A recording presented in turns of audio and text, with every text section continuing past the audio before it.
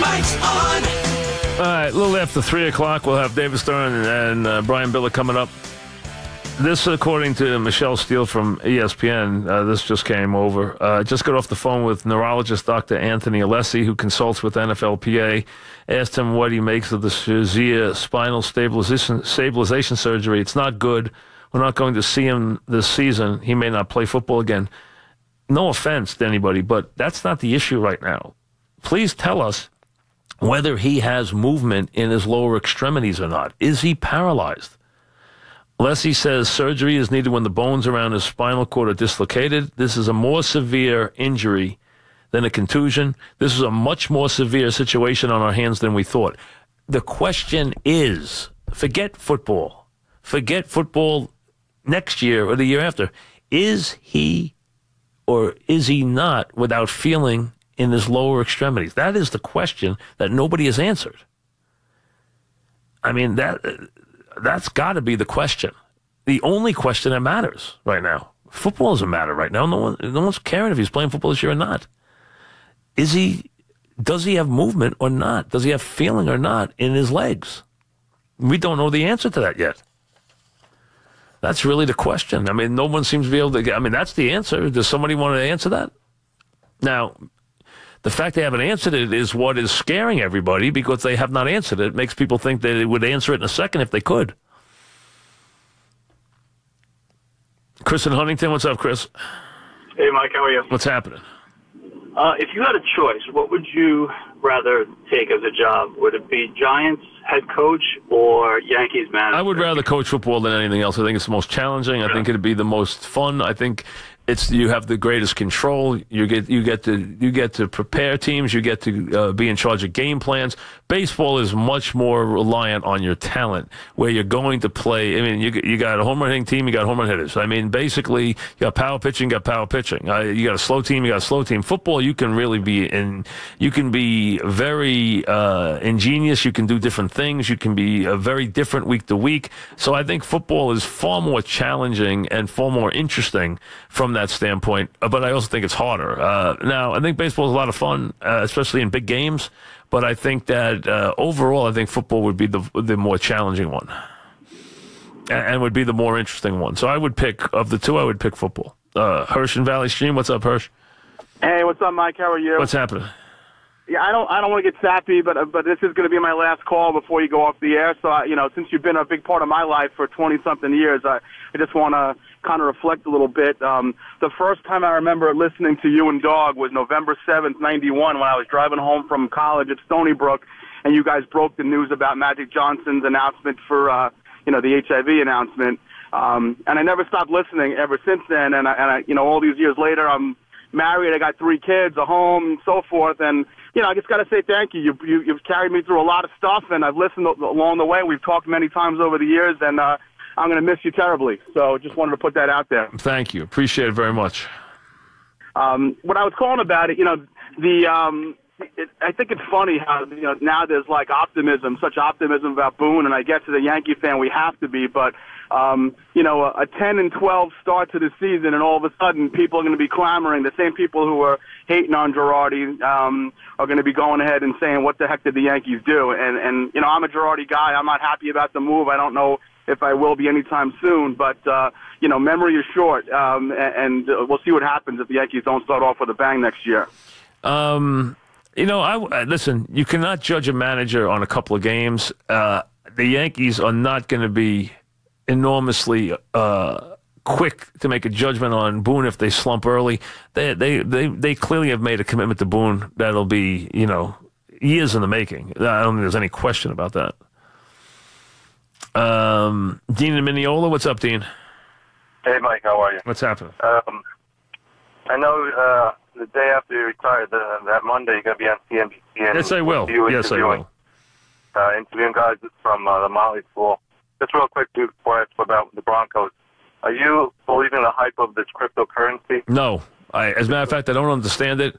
I asked people who are hard to understand. I've asked people who are a lot smarter than me, including some neighbors of mine, about it. They are they're part of this business. They've worked a long time in this business, and they say they don't understand it. So I am not a Bitcoin investor, nor am I a Bitcoin believer, and nor do I understand the whole premise. I do understand the idea of digital currency and know that that's what they feel is going to be the wave of the future, that we won't use money in 10 years and that the Federal Reserve will run on a digital system. I do understand the premise of that. I don't understand how this all works right now with Bitcoin. I really don't. And I would not dabble in it because, the problem with something like that is you have no protection. If anything, if there's ever a run, you wouldn't be able to get out. I mean, there are people going to get out a lot earlier than you are. You're going to lose a lot of your money.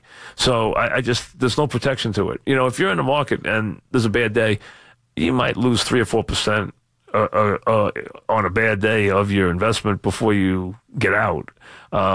You could even lose 10% of a singular investment or more before you get out.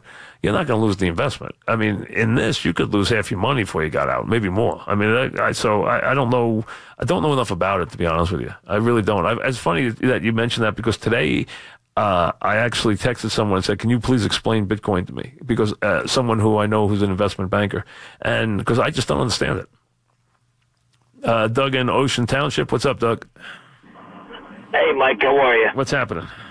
I just looked on my phone, and ESPN sources say Shazier was flown by a medical helicopter yesterday from Cincinnati to Pittsburgh. But no, we know he had surgery. We understand that. What we don't know yet is we don't have any official word on what his situation is as to whether he has. See, there were early reports that were unsubstantiated, and they were very positive that he had movement in his lower extremities, that he had feeling in his legs, and that he had movement in his legs. Everyone took that as a great positive and went forward, but now we're hearing that we have not had anybody officially make the statement that that's true. Nobody has backed that up with any official statement. So there has been absolutely zero in the way of an official statement from the hospital, from the league, from his doctors saying that he has any movement in his lower extremities. All they're saying is that he underwent spinal stabilization surgery. John in Westchester, what's up, John? Hey, Mike.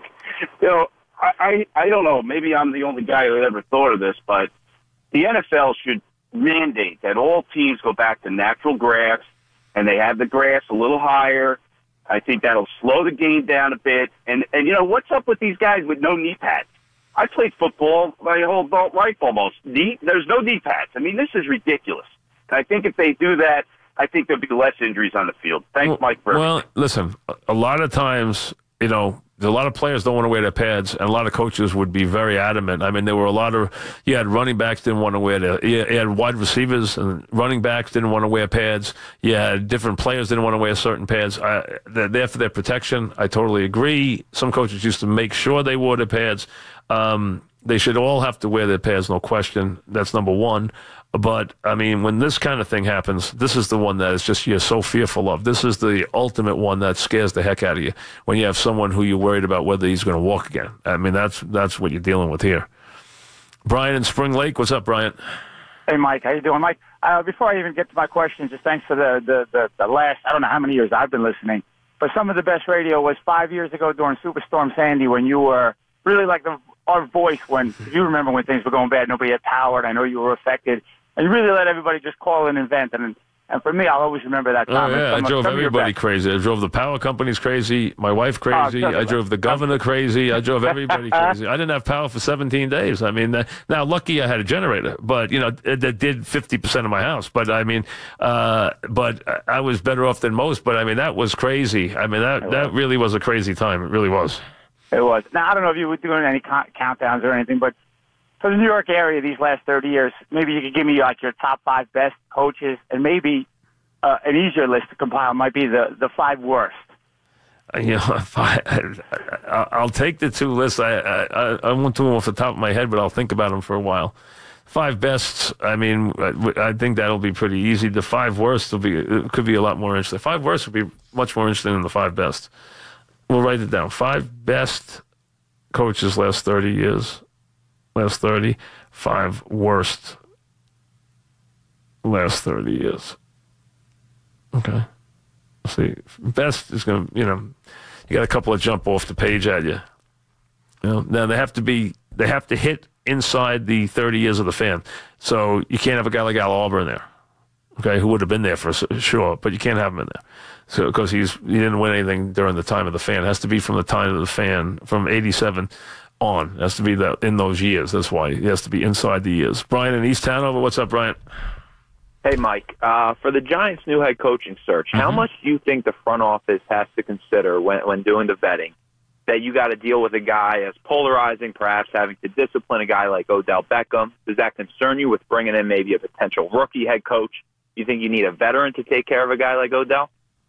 I think more than that, you need an organization. You know how they say it takes a village? I think it takes an organization here, in that I don't think it's just about the head coach. I think it's about the team demanding that he get in line, that they no longer tolerate certain things from him, so that the coach knows that he has the backing of the organization, plus it gets through to the player that he knows that it's not going to be tolerated. This guy knew that he could do whatever he wanted here. He absolutely knew, clearly knew that he could do whatever he wanted. All right, first let me give you